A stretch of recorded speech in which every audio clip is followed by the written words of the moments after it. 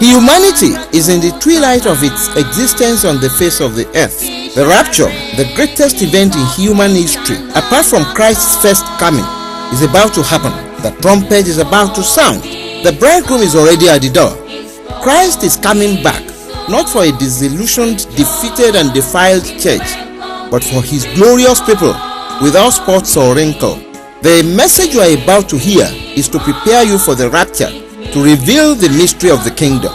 God is about to do something special in your life through his anointed minister, Brother Kunle Adigun, apostle to the nations and head pastor, Friends of the Bridegroom International Ministries.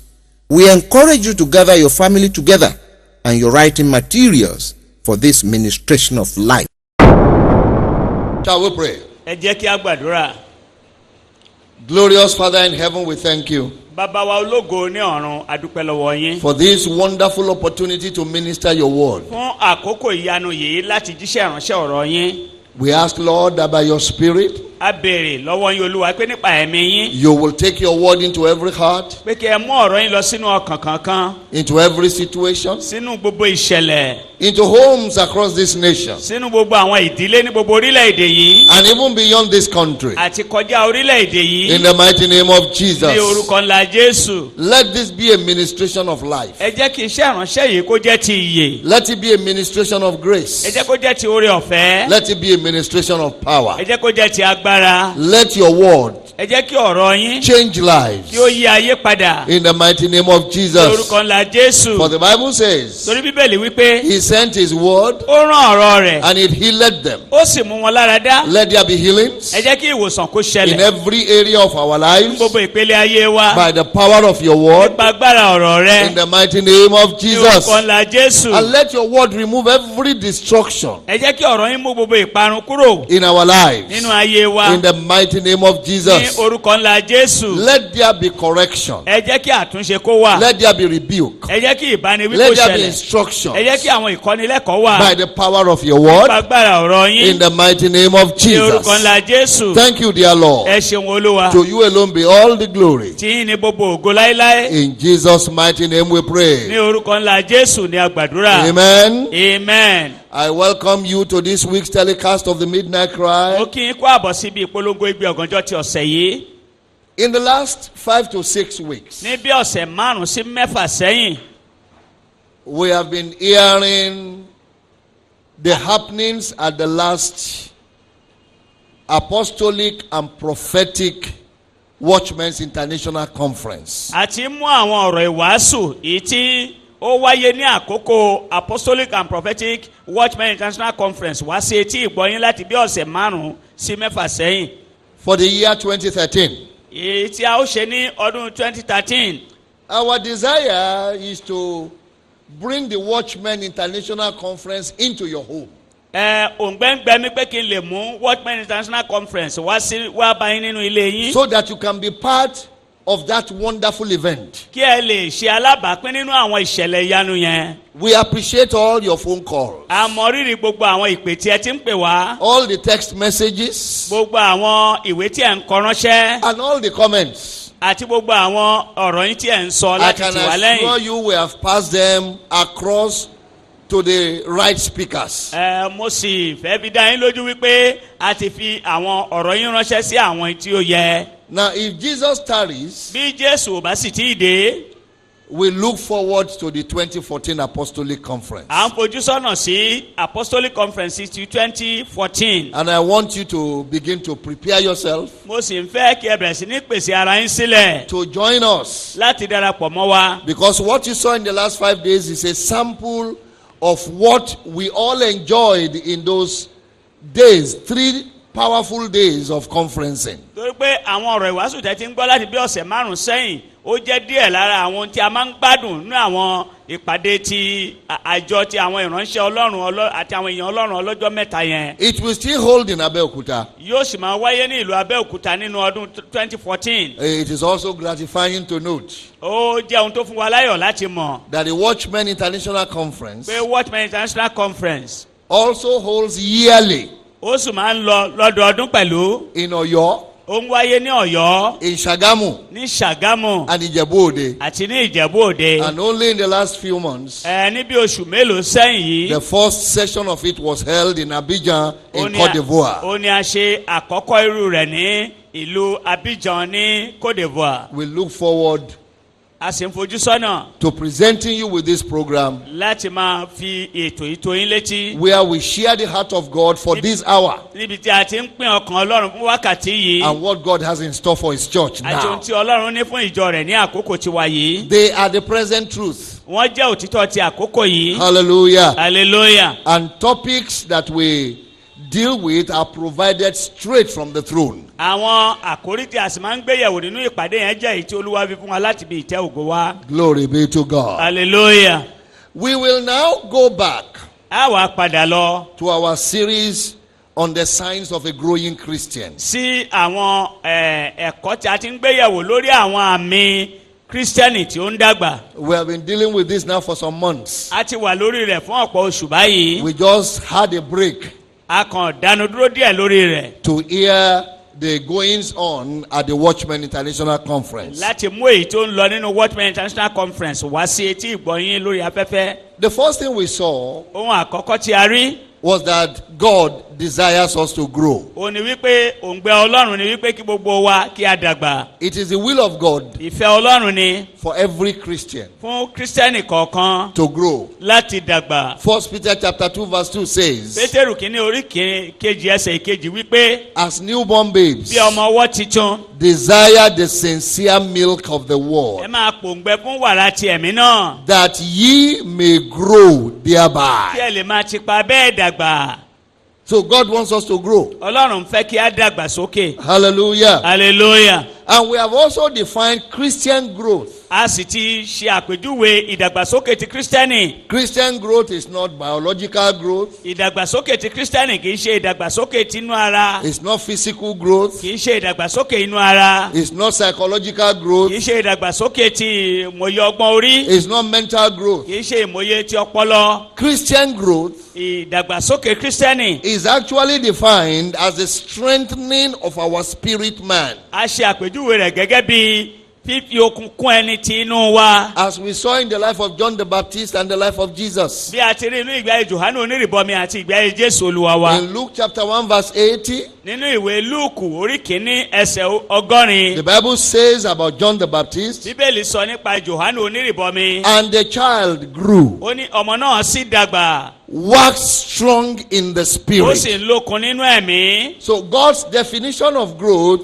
is the waxing strong of our spirit man. Ìtumọ̀ ti Ọlọ́run fún ìdàgbàsókè Kírísítẹ́nì òun ni pé kí ẹ̀mí Kírísítẹ́nì kó máa lókun sí i. And we saw the same thing in the life of Jesus Christ. Àárí ìkan náà nínú ìgbé ayé Jésù Olúwa wa. In Luke chapter 2 verse 40, Nínú ìwé Lúùkù orí kejì ẹsẹ̀ ogójì. the Bible also says, Bíbélì tún wí pé níbẹ̀. and the child grew, Ọmọ náà sì dàgbà. waxing strong in the Ó spirit. sì ń lókun nínú ẹ̀mí. So we have seen very clearly A ti rí i kedere that the Christian definition of Christian growth pé ìtumọ̀ pé Kírísítẹ́nì ń dàgbà. is the strengthening of our spirit man, Ó ní fífi okun kún ẹni tí inú wa. the development of our spirit Bí man. ẹ̀mí wa bá ṣe ń dàgbà sí. Because it is from this that all other things will now flow out. Torí pé láti inú eléyìí ní gbogbo nǹkan yòókù yóò bẹ̀rẹ̀ sí ní ṣàn jáde. Glory be to God. Hallelujah. We have also been looking at the signs of growing. A sì tún ti ń wo àwọn àmì ìdàgbàsókè. Actually, there are about 14 or 15 of them. Láti sọ òtítọ́ bíi mẹ́rìnlá àbí mẹ́ẹ̀ẹ́dógún ni wọ́n. And we have been able to see just 7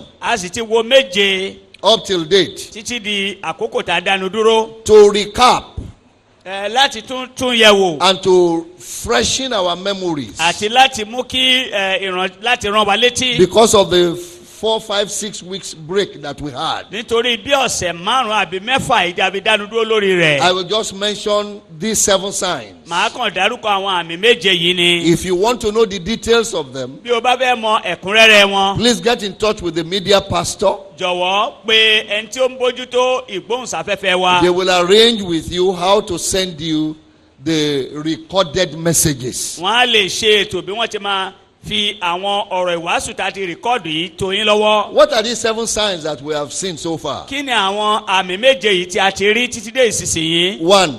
ìkíní, There must be a revelation of ìfihàn ti and a definite decision àti ìpinnu ó gbọ́dọ̀ wà on the broad way and the narrow way. lórí ọ̀nà gbòòrò àti ọ̀nà tóóró. Millions of Christians today, ẹgbẹgbẹ̀rún kírísítẹ́nì lónìí they don't know the difference between the narrow and the broad way. ní kò mọ ìyàtọ̀ láàrin ọ̀nà tóóró àti ọ̀nà gbòòrò. The Bible tells you about these 2 ways. bíbélì sọ̀rọ̀ nípa àwọn ọ̀nà méjèèjì yìí. But it's a thing of shame ṣùgbọ́n ohun ìtìjú ló jẹ́. the majority of Christians have not really found it worthy to really find out what is the difference between the two. pé ọ̀gọ̀rọ̀ kírísítẹ́nì lónìí ni kò tiẹ̀ wádìí láti mọ̀ kí ni ìtumọ̀ àwọn ọ̀nà méjèèjì àti ìyàtọ̀ tó wà láàrin wọn. Matthew chapter 7 tells us very clearly about these 2 ways. Mátíù orí keje sọ fún wa kedere nípa àwọn ọ̀nà méjèèjì yìí. It tells us about the broad way ó sọ nípa ọ̀nà gbòòrò that is accessed through the broad gate. wípé ẹnu ọ̀nà tó gbòòrò là ń bá wọlé síbẹ̀. And there is a narrow way ọ̀nà tóóró sì wà. that is accessed through the narrow gate. tó jẹ́ wípé híhá ni ẹnu ọ̀nà tí ó wọ ibẹ̀ pẹ̀lú. The broad way, ọ̀nà gbòòrò. the so-called Broadway Christians àwọn kírísítẹ́nì tí à ń pè ní kírísítẹ́nì ọlọ́nà gbòòrò. are the multitudes. àwọn ní ọgọ́rọ̀ èrò. If you go through the whole of the Bible, even in the days of Jesus tí ẹ bá himself, lọ wo bíbélì pàápàá nígbà ayé Jésù nínú iṣẹ́ ìránṣẹ́ rẹ̀. there were 2 classes of people. a rí ẹgbẹ́ àwọn ènìyàn méjì ọ̀tọ̀ọ̀tọ̀. There were the multitudes a rí àwọn ọgọ́rọ̀ èrò. and there were the disciples. bákan náà ni àwọn ọmọ ẹ̀yìn wà. Hallelujah. hallelujah. Both of them have degrees of following him. àwọn méjèèjì ni wọ́n ní ìpele kan tí wọ́n fi ń tẹ̀lé Olúwa. They have their methods of following him. wọ́n ní ọ̀nà tí wọ́n ń gbà tẹ̀lé Olúwa. They have their reasons for following him. wọ́n ní ìdí tí àwọn fi ń tẹ̀lé Jésù. The multitudes are just out to get whatever they want from Jesus. àwọn ọ̀gọ̀rọ̀ èrò yìí ohun tí wọ́n fẹ́ gbà lọ́wọ́ Jésù ni wọ́n torí ẹ̀ ń tẹ̀lé. They are not ready to give him anything, àwọn ò ṣetán láti fi ohun kankan sílẹ̀ fún not ready to make any sacrifice. wọn ò ṣetán láti fi ara da ohunkóhun. They are walking the broad way. wọ́n rìn ní ọ̀nà gbòòrò. And the Bible has made it very clear. bíbélì sì jẹ́ kó hàn gbangba. The end of the broad way is destruction, pé ibi tí ọ̀nà gbòòrò yọrí sí ìparun ni. eternal destruction. ìparun ayérayé. Hallelujah. hallelujah. And unless a Christian láì jẹ́ wípé kírísítẹ́nì at the early part of his life ní ìbẹ̀rẹ̀ ìgbé ayé kírísítẹ́nì rẹ̀. gets a revelation of the narrow way and the broad way, láì jẹ́ wípé ó bá ní ìfihàn ọ̀nà tóóró àti ọ̀nà gbòòrò. he just lives very carelessly. a kàn máa gbé ìgbé ayé rẹ̀ láì bìkítà náà ni. So those who are on the broad way are the multitudes. àwọn tó wà lójú ọ̀nà gbòòrò ń ní àwọn èrò gìrì. Oh, they call the name Jesus. àwọn náà ń pe orúkọ Jésù. Oh, they read the Bible. àwọn náà ń ka bíbélì. But their motivation for following Jesus is different. ṣùgbọ́n ìdí tí wọ́n fi ń tẹ̀lé Jésù ó yàtọ̀. But the narrow way Christians ṣùgbọ́n kírísítẹ́nì ọ̀nà tóóró. are the disciples. àwọn ni àwọn ọmọ ẹ̀yìn rẹ̀. They are the ones who are ready to go on with the master whatever wants. àwọn tí wọ́n Whatever ṣetán happens. láti tẹ̀lé Jésù lábẹ́ bó tilẹ̀ wù kó rí ohunkóhun tó lè ṣẹlẹ̀. You remember the story in the book of John ẹ rántí ìtàn náà nínú ìwé Jòhánù. when Jesus Christ stood up nígbà tí Jésù Kristi dìde to tell the 72. láti sọ fún àwọn méjìléníàádọ́rin. Who would have thought dání ìbárò wípé that the 72 àwọn méjìléláàádọ́rin yìí that was sent out, tí wọ́n jáde the 72 àwọn méjìléláàádọ́rin that had the power to heal, tí wọ́n ní agbára láti wòsàn the power to cast out agbára devils, láti lé ẹ̀mí èṣù jáde. who would have thought ta ló máa wá rò wípé that they were multitudes? pé ọ̀gọ̀rọ̀ èrò ni wọ́n. But when they came to Jesus, ṣùgbọ́n nígbà tó dọ́dọ̀ Jésù Jesus now began to tell them, Jésù bẹ́ẹ̀ sí sọ fún wọn I am the bread of life. pé èmi ni oúnjẹ ìyè Except ye eat me, bí kò ṣe pé ẹ bá jẹ except nínú ye mi eat of my bẹ́ẹ̀ flesh, jẹ ẹran ara mi you have no life in ẹ me. níyè nínú yín Except you drink of my bí kò blood. ṣe pé ẹ bá mu nínú ẹ̀jẹ̀ mi. On that day, ní ọjọ́ náà the Bible said bíbélì wípé about 58 of them went back àwọn méjìdínlọ́gọ́ta ló padà sẹ́yìn on that very day. lọ́jọ́ kan náà. Peter Pétérù on the same day now told Jesus. lọ́jọ́ kan náà ó wá sọ fún Jésù. It was actually Jesus who told him, how about you? Won't you go? Jésù fúnra rẹ̀ ló wá ń sọ fún wọn yòókù wípé sẹ́yìn náà ò ní bá wọn lọ ni. Peter said, where are we going? Pétérù wípé ibo là wá ń lọ. Master, where can we go? Olúwa ibo là wá ń lọ. Only you have the word of life. ẹ̀yin nìkan ṣoṣo lẹ́ni ọ̀rọ̀ ìyè We níkàáwọ́. have left everything to follow you. àwa ti fi ohun gbogbo sílẹ̀ láti tẹ̀lé yín. That is what a disciple does. ohun tí ọmọ ẹ̀yìn máa ń ṣe A nìyẹn. disciple will leave everything to follow Jesus. ọmọ ẹ̀yìn tòótọ́ á fi ohun gbogbo sílẹ̀ láti tẹ̀lé Jésù. Glory be to God. hallelujah. So if you are growing, bí o bá ń dàgbà sókè there must be a revelation ìfihàn gbọ́dọ̀ wà. of the narrow way ìfihàn ti ọ̀nà tóóró and the broad way. àti ọ̀nà gbòòrò. Because let me tell you one big truth. jẹ́ kí n sọ òtítọ́ kan tó jẹ́ ńlá fún ọ. There cannot be growth kò lè sí ìdàgbàsókè outside of the narrow way. láì jẹ́ pé o bá wà ní ọ̀nà tóóró. You can only speak of growing ó kìkì ó lè sọ̀rọ̀ nípa dídàgbàsókè when you are walking the narrow way. nígbà tó bá ń rìn ní ọ̀nà tóóró nìkan Brother ni. Adigun, you mean everybody on the broad way are not growing? mí pé gbogbo ẹni tó wà lójú ọ̀nà gbòòrò kò dàgbà. As difficult as that is for me to say, bí ó ti jẹ́ pé ìyẹn nira fún mi díẹ̀ láti sọ. I have to affirm it. mò ń láti fi múlẹ̀ o. There cannot be growth outside of the narrow way. pé kò lè sí ìdàgbàsókè bí ò bá sí ní ọ̀nà tóóró. The second sign àmì kejì is that ó ní pé as a sign of growing, gẹ́gẹ́ bí àmì ìdàgbàsókè there must be a great desire òǹgbẹ púpọ̀ ńlá ti wà. and a great hunger ebi púpọ̀ to work out the 7 pillars of Christian life. láti kíyèsí àwọn òpó méje ti ìgbé ayé Kristẹni. Let me just make this clear. jẹ́ kí n sọ eléyìí kedere. In the first one, nínú ti àkọ́kọ́ we spoke about the narrow way and the broad way. a sọ̀rọ̀ nípa ọ̀nà tóóró àti ọ̀nà gbòòrò. The narrow way has its own pillars. ọ̀nà tóóró ó ní àwọn òpó tirẹ̀. The broad way has its own pillars. ọ̀nà gbòòrò pàápàá ní àwọn òpó tirẹ̀. Actually, they are called the landmarks. láti sọ òtítọ́ a pè ní àmì ìdánimọ̀ ojú ọ̀nà. On the narrow way, there are 7 of them. ní ojú ọ̀nà tóóró méje ni wọ́n. Hallelujah. hallelujah. And this is what is called the 7 pillars of Christian life. eléyìí la sì pè ní òpó méje ti ìgbé ayé Kristẹni. This has nothing to do with the church you attend. eléyìí ò ní í ṣe pẹ̀lú ìjọ tí ò ń lọ. It has nothing to do with the type of work you do in the church. kò ní í ṣe pẹ̀lú irú iṣẹ́ tó ń ṣe nínú ìjọ. Your title in the church. tàbí oyè tó gbà nínú ìjọ. How much money you put down in the church. tàbí iye owó tó ń fi sílẹ̀ nínú ìjọ. It has to do with the fact that you are ready to make heaven. ó ní í ṣe pẹ̀lú pé o ti pinnu o ṣetán láti dé ìjọba Ọlọ́run. In whichever life ní ìgbé ayé kí ìgbé ayé. God finds these 7 pillars, tí Ọlọ́run bá rí òpó méje yìí. such a life is pleasing to God. irú ìgbé ayé bẹ́ẹ̀ á wu Ọlọ́run. Glory be to God. hallelujah. So the second thing, ohun kejì. the second sign àmì kejì. is that having discovered the narrow way, ó ní wípé lẹ́yìn tí o ti ṣe àwárí ọ̀nà tóóró tán. there must now be a desire, òǹgbẹ ńlá ti wà. a hunger ebi ńlá ti wà. to build these 7 pillars in your life. láti kọ́ àwọn òpó méje yìí nínú ayé rẹ. Quickly, ní kánkán. let me just mention the 7 pillars. I won't be able to go into the details. jẹ́ kí n yára dárúkọ àwọn òpó méje yẹn. If you remember in Proverbs chapter 9 verse 1, bí ẹ bá rántí nínú ìwé òwe orí ìkẹsàn ẹsẹ̀ kínní. the Bible tells us about the 7 pillars. bíbélì sọ̀rọ̀ nípa àwọn òpó méje. These are the 7 pillars. àwọn òpó méje tí à ń sọ nípa rẹ̀ nìyí. You know, a pillar is something that holds up a structure. ó mọ̀ wípé òpó ó jẹ́ èyí tí ó ń gbé ilé dúró. The pillars of your life are the things that hold you in place. òpó ayé rẹ ni ohun tí ó dì ẹ́ mú nínú Kristi. They are the things that determine whether you are a strong Christian or a weak òun Christian. ló máa pinnu bóyá o máa jẹ́ Kristẹni aláìlera tàbí Kristẹni tí ara rẹ̀ le. Glory be to God. hallelujah. And quickly, ní kánkán. these pillars are àwọn òpó yìí ni a strong spirit. ẹ̀mí tí ó lókun. Just like we mentioned in number 1. jẹ́ bí a ti kọ́ dárúkọ ní ìkíní. The waxing strong of our spirit. bí ẹ̀mí wa bá ti ń lókun sí. So the first one is a strong spirit. àkọ́kọ́ nínú rẹ̀ ni ẹ̀mí tí ó lókun. The second pillar òpó kejì. is a denial of the self-life. òun ni ṣíṣẹ́gun ìfẹ́ ti ara. Let me just tell you this. jẹ́ kí n sọ eléyìí fún ọ. These are the experiences that God expects you to have. eléyìí ni àwọn ìrírí tí Ọlọ́run fẹ́ kó nínú ìrìn àjò ìgbàgbọ́. How can you call yourself a Christian báwo ló ṣe pera rẹ ní Kristẹni when your spirit man is not strong? nígbà tí ọkùnrin tí inú rẹ kò lókun?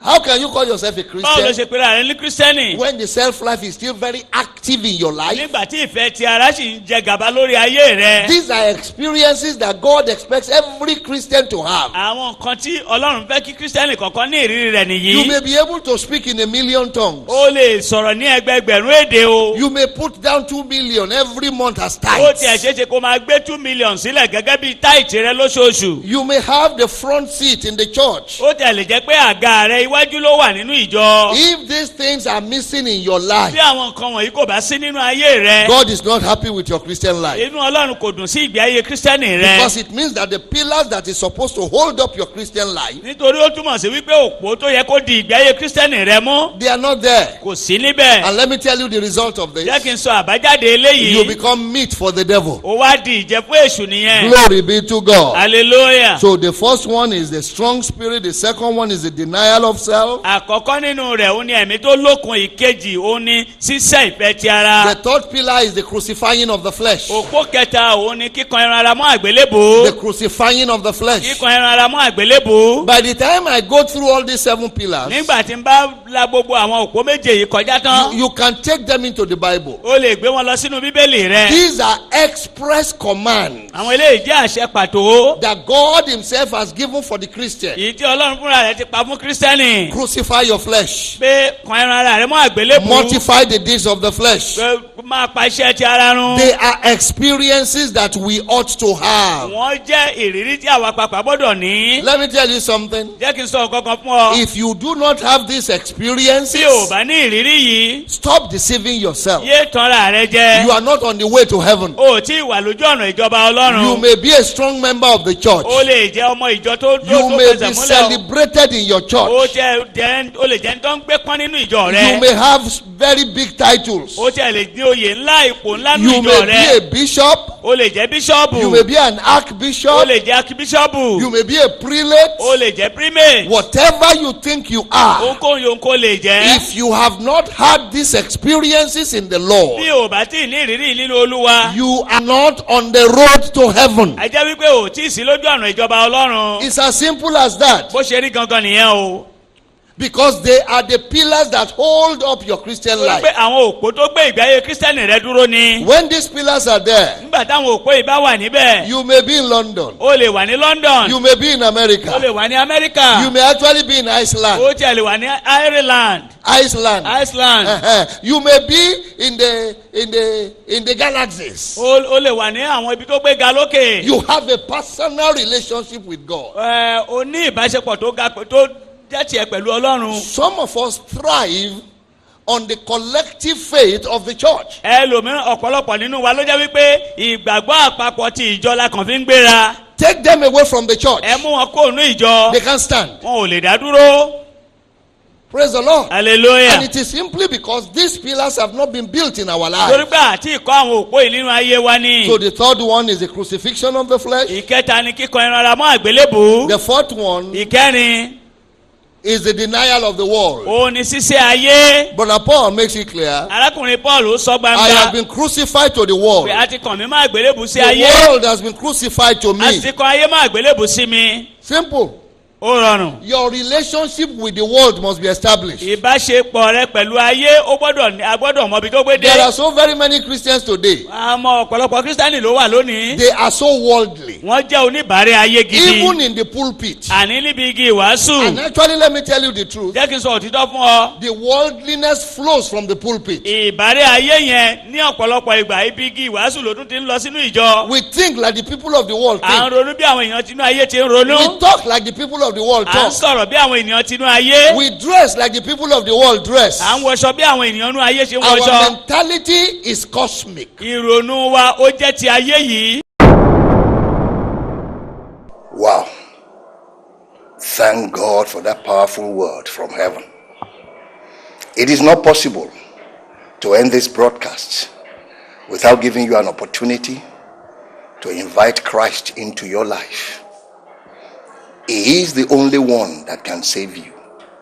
He is God's solution to the problems of mankind. If the Holy Spirit has stirred your heart, and you have taken a decision today to accept Him as your Lord and personal Savior, please pray this prayer. Say it and believe it in your heart. The things of God are so simple that in its simplicity they are so powerful. Wherever you are right now, you need Christ in your life. Just invite him. Say, dear Lord Jesus, I need you. I am a sinner. I want to be saved by your grace. I believe everything that you have done for me upon the cross. You died to save me from everlasting perdition. Today, I confess my sin. I repent of all my evil ways. And I make a turnaround. And I say, Jesus, come into my heart. Save me. Deliver me from the power of darkness and sin. Thank you, Jesus, for saving me. Because I believe that as I have invited you into my heart, you have come in. Thank you. If you have prayed this prayer, believe it in your heart that you are saved. You are a child of God. You are born again. Please find a living church where Christ is exalted and the Holy Spirit is preached. Tell them that I sent you. To make this easy for you, visit any of the local assemblies of this ministry in Lagos, Ibadan, in Abeokuta here. And there are also participating churches. The names and the addresses of all these churches would appear on the screen right now. Take note of the one that is nearest to you. Visit them. Tell them I sent you. The names of the pastors of these local assemblies are also up on the screen. Tell them that you gave your heart to Christ on this broadcast and you want to settle down to begin this wonderful journey that will end up in heaven. God bless you as you do this.